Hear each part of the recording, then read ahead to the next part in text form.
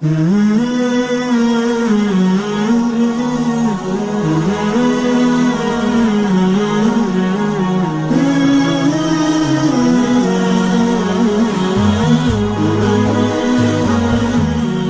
اس ایمان کو تقویت پہنچانے اللہ سے جڑنے کے لیے نماز ہے کہ نماز پہلی امتوں کو 2 نمازیں، ہمیں 5۔ پہلی امتوں کی مسجد کوئی نہیں، ہماری مسجد۔ پہلی امتوں کی اذان کوئی نہیں، ہمیں اذان ملی۔ اور اذان اتنا بڑا عمل بنا دیا میرے نبی نے کہ آپ نے فرمایا کہ اذان دینے والا قیامت کے دن سب سے اونچے مقام پر کھڑا ہوگا۔ حضرت علی فرمایا کرتے تھے کاش میں اللہ کے نبی سے حسن حسین کے لیے مسجد نبوی کی اذان مانگ لیتا، یہ حضرت علی فرمایا کرتے تھے۔ اور جنگ قادسیہ میں مؤذن زخمی ہو گیا تو اذان دینے کے شوق میں سردار آپس میں الجھ گئے، کہتا میں دوں گا، کہتا میں دوں گا۔ پھر قرہ اندازی ہوئی، جس کا نام نکلا اس نے اذان دی۔ حضرت عمر فرمایا کرتے تھے اگر میں امیر المومنین نہ ہوتا، اگر میں خلیفہ وقت نہ ہوتا تو میں مسجد نبوی کا مؤذن بننا پسند کرتا۔ کسی کو اذان نہیں ملی، ہمیں اذان۔ پہلا مؤذن بلال بنا، پہلے مؤذن اللہ نے بلال کو یہ عزت عطا فرمائی۔ دنیا میں یہ ہے اور آخرت میں یہ ہے کہ میرے نبی نے فرمایا کہ جب جنت میں جانے کا وقت آئے گا نا تو جنت کی میرے لیے سواری لائی جائے گی، میں اس سواری پہ بیٹھوں گا تو اس کی جو وہ رسی ہوگی نا وہ ایسے نیچے گر جائے گی، یہ نیچے گرے گی۔ اس رسی کے یعنی اس کی جو لگام ہوتی ہے نا وہ نیچے گرنے کا مطلب ہے یہ ایسے نیچے گر گئی۔ اب نیچے گرنے کا مطلب ہے کہ اس کی ڈرائیونگ میرے نبی نے نہیں کرنی، کوئی آنے والا ہے، کوئی ڈرائیور آنے والا ہے جو رسی پکڑ کے چلے گا، کوئی کوچبان آنے والا ہے جو اس کو پکڑ کے چلے گا۔ رسی کا گرنا ایک انڈیکیشن ہے کہ کوئی نصیب والا اب آئے گا۔ جب آپ کی سواری کھڑی ہوگی، رسی نیچے ہے، تو اب سب کی گردنیں ایسے ہوں گی، کون، سب قیاس کر رہے کون۔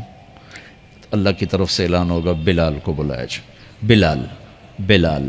تو بلال آپ کی سواری کی لگام پکڑیں گے اور آپ نے فرمایا کہ سب سے پہلے میں جنت میں جاؤں گا اور بلال میرے ساتھ ہوگا، میری سواری کی لگام پکڑے ہو جائے گا۔ تو ہمیں اذان ملی، کسی امت کو اذان نہیں ملی۔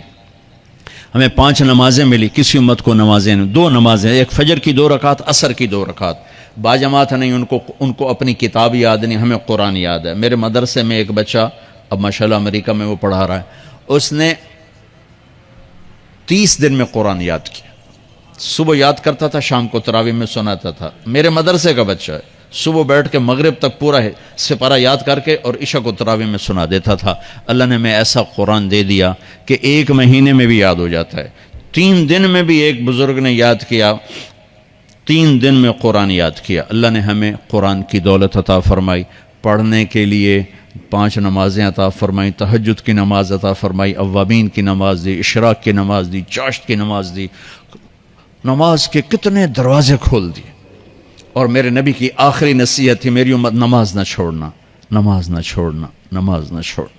اور اس 14 صدی میں کوئی موقع ہے نماز چھوڑنے کا تو وہ میرے نبی کے نواسے کی کربلا کا ہے کہ جب ظلم بھی انتہا پر تھا اور مظلوم بھی اپنی آخری حدوں پر تھا، اور کائنات نے نہ ایسا ظلم دیکھا، نہ ایسے مظلوم دیکھے، نہ ایسی پاکیزہ ہستیاں دیکھی، نہ ایسے درندے دیکھے۔ تو سورج ڈھلا، نماز کا وقت ہوا ہے، تو آپ نے سبحان اللہ، آپ نے زہیر سے فرمایا کہ شمر سے کہو نماز پڑھنے دے، نماز پڑھنی ہے، امت کو پیغام دینا ہے کہ یہ کسی حال میں چھوڑنے کا کام نہیں ہے۔ تو انہوں نے آگے بڑھ کے شمر سے کہا نماز پڑھنے دو، انہوں نے کہا نہیں نماز نہیں پڑھنے دیں گے، ہماری تلوار چلے گی۔ انہوں نے واپس آ کر کہا جی وہ کہہ رہے ہیں ہم جنگ نہیں روکیں گے، تلوار چلے گی۔ تو پھر یہ نہیں فرمایا اچھا چلو ٹھیک سر دیو، فرمایا اچھا آدھے نماز پڑھو آدھے جنگ کرو۔ آدھوں نے نماز پڑھی، آدھوں نے جنگ کی۔ پھر انہوں نے جنگ کی اور پہلوں نے نماز پڑھی، اور عصر سے پہلے سب کے سر کٹ کے نیزوں پہ چڑھ گئے۔ یہ وہ ہستیاں ہیں جن کو میرے نبی نے کہا میری آنکھوں کی ٹھنڈک حسن حسین، میرے جگر کے ٹکڑے، میرے جنت کے پھول، پتہ نہیں کیا کیا تشبیہات دی ہیں میرے نبی نے، اب جنت کے نوجوانوں کے سردار حسن اور حسین۔ اور پھر نماز نہیں چھوڑی۔ ان کو جنت کی بشارت تو ماں کے دودھ پیتے مل گئی تھی، کربلا کی وجہ سے نہیں ملی سرداری ان کو، وہ تو ان کے سر کا صحرا ہے الگ۔ ان کو سرداری جنت کے ملی ماں کا دودھ پیتے ہوئے کہ جنت کے نوجوانوں کے سردار ہیں حسن اور حسین، نماز نہیں چھوڑی۔ میرے عزیزو، نماز نہ چھوڑ۔ اللہ کا شکر ہے، میں آپ بچوں کو دیکھ کے مجھے اپنا کالج کا دور یاد آ رہا ہے۔ ہمارے دور میں ایک نعیم الدین صاحب گورنمنٹ کالج لاہور میں تبلیغ کا کام کرتے تھے، اور وہ اکیلے ہی نماز پڑھتے تھے، کوئی نمازی نہیں ہوتا تھا، اور کسی لڑکے کی داڑھی نہیں تھی، کسی لڑکی سوا سے ایک نعیم الدین کی۔